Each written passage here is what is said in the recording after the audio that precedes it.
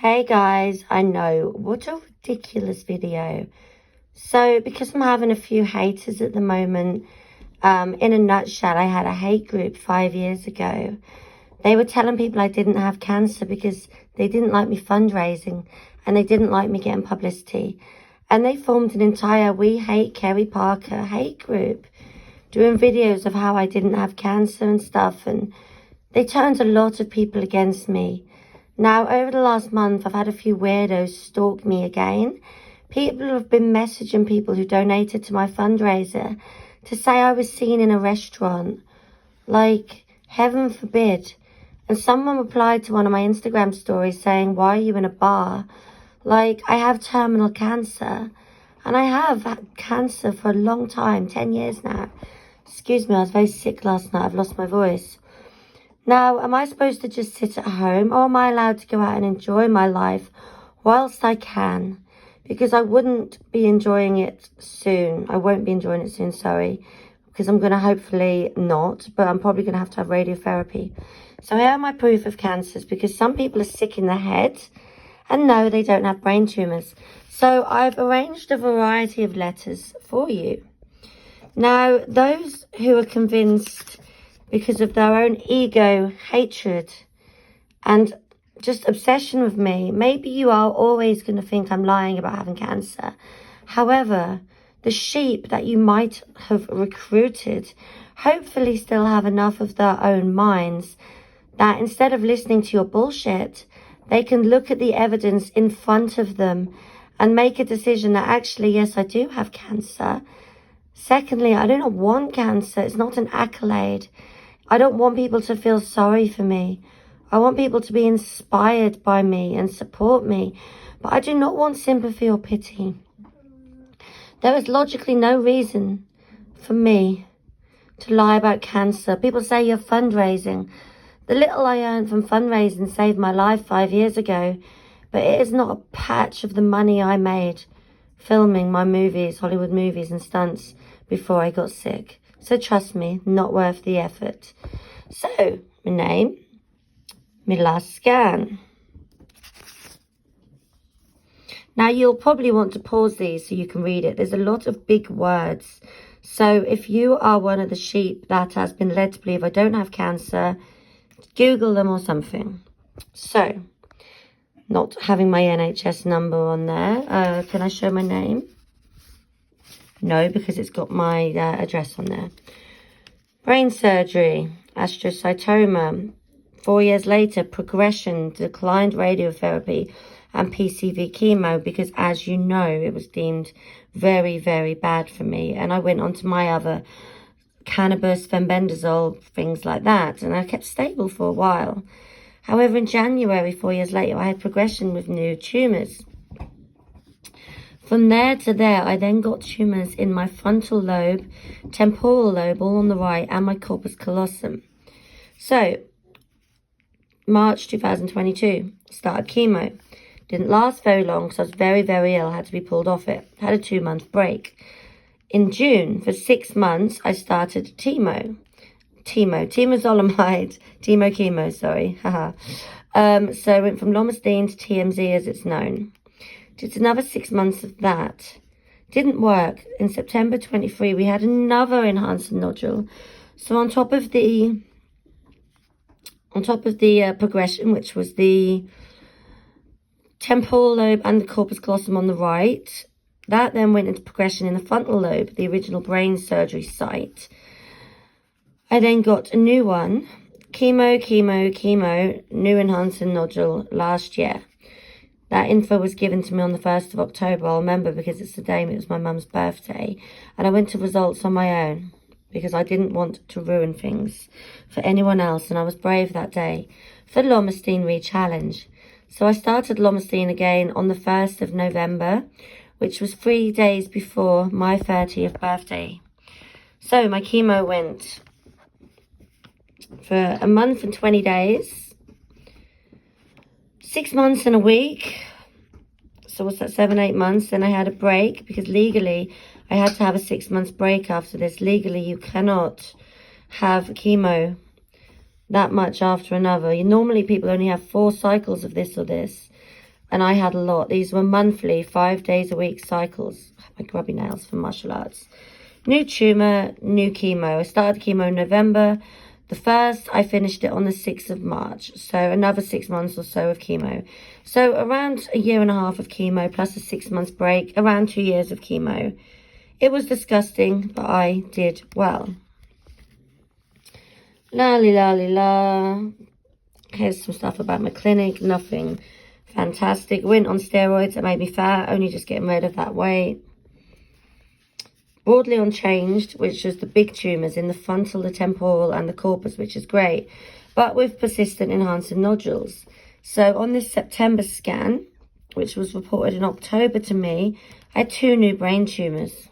Fantastic. Right frontal lobe. And they say they were acting as a glioblastoma. And people say a brain tumour cannot change pathology, the histology of it, which is agreed. So the astrocytoma part of the histology of a brain tumour. So it's an oligodendroglioma with the mutation, with an astrocytoma mixed glioma. Astrocytoma, if you have the IDH1 mutation and the IPH13, I'll have to check that, other mutation, there we go, sorry, IP19Q deletion, that reclassifies the astrocytoma as an oligodendroglioma. However, when new enhancing nodules grow of this speed, they can link it to a grade 4. A grade 4 astrocytoma is now reclassified as a grade 4 glioblastoma. And that's when I use the word glioblastoma, is because astrocytomas can be oligodendrogliomas if you have the IDH mutant and the IP19Q retain deletion, or if it enhances the astrocytoma, it can become a grade 4 or 5, making it a glioblastoma. Don't worry about all that science. This is strictly for the hate group. You don't have to understand that. But for anyone who's like, an astrocytoma, an oligodendroglioma, can't change into glioblastoma. It's not about what one it is. It's about the grade that the pathology of this astrocytoma mixed glioma is and what mutations you have. That won't make sense, but don't worry about it. So, here we go again. Hospital number, taken it out. Don't want to show my doctors, but that's my old doctors, so it doesn't matter. Kerry Parker, Norwich. Same. September, new enhancing nodule. Now, it talks about my Taekwondo GB qualifiers because I was doing very well last year. I even got gold medals. This was my oncologist. I expressed my worry that the tumour is transforming to a higher grade, as I just said, with the astrocytoma, with several scans showing progression over the past 2 years, which is accelerating. I'm going to think about what I wish to do, but this point is leading towards radiotherapy. And to be honest, there wasn't any options left now except radiotherapy because I cannot have chemo again and I'm too far gone. Therefore, on the 31st of May, Norfolk Norwich Hospital, I go to oncology for my radiotherapy appointment. Shouldn't be putting my appointment times online, but it shows I'm going. I'm going there with a driver from the hospital. So no doubt some of you might be waiting in the bushes. I'll put some makeup on for you. Oh, no, I won't because I've got to wear my mask. So you won't even know it's me because some of you say I hide behind filters. Like I'm supposed to go around looking like crap. I do not want sympathy. So here's all my appointments. La la la la la la la la. There's 36 of these in total because it goes on to the other page. 36 radiology appointments, Monday to Friday. Monday, Tuesday, Wednesday, Thursday, Friday. Weekend off. Monday, Tuesday, Wednesday, Thursday, Friday. Weekend off. Monday, Tuesday, Wednesday, Thursday, Friday. Weekend off. For 6 weeks. So 30 radiology appointments, 36 weeks of this. 36, so 6 weeks, so 30. No, I'm very confused right now.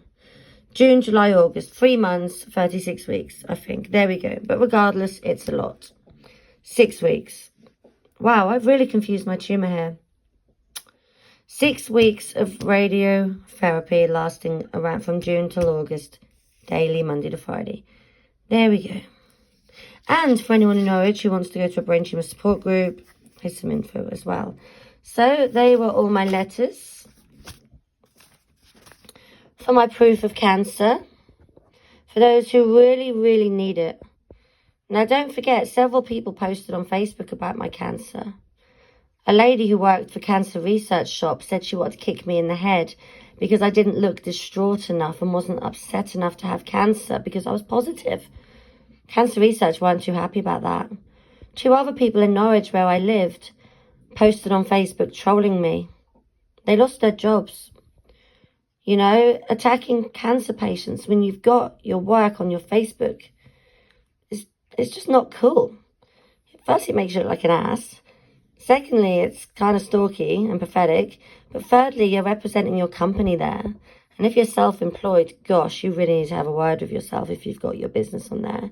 So, here is my proof of cancer. Sorry I got a little muddled on my trying to count 6 weeks of radiotherapy days because, in case you couldn't tell, my brain doesn't work. But hey, I'm a model and I'm crap at maths anyway. And I couldn't be bothered to refilm it. So please stop spreading lies about me. Please close your little Facebook group down and go out and get somewhere with your life. You know, at this point, I probably think I've survived out of spite. But I only focus on one person, me. Getting better and proving to you all what I can do in the face of cancer and adversity. And all you guys are doing is just stalking me. To live with such hatred. To live with such horrible thoughts and feelings inside you that you want to bring down someone who's terminally ill. I feel sorry for you and I pray for you, because this much hate consuming you enough to stalk me and set up Facebook groups against me, that cannot be healthy. And at some point, all this negativity inside you could lead to something like cancer. And if you, because 1 in 3 or one in several people these days get cancer, or heaven forbid, one of your friends, family, partner, parents, sisters get cancer, I really pray that no one does to them what you have done to me. And if I can offer you any advice whatsoever, it will be to look at my channel, look at why I'm well with my cannabis oils, fenbendazole and holistic treatments. Learn from me. Instead of telling people I don't have cancer and people saying, she looks really good, she's got nice skin or she keeps fit, maybe look to why, and you'll see why I look good still, why I'm fit still, because of the healthy things I do. And take that on board and use it to treat and educate those around you. That Kerry Parker isn't lying about cancer. That Kerry Parker is paving the way for cancer patients worldwide to not just survive this, but to thrive and to do the impossible and to live the life of their dreams as well. So thank you to everyone that supports me and loves me. And to those who are slagging me off, get a life. Bye.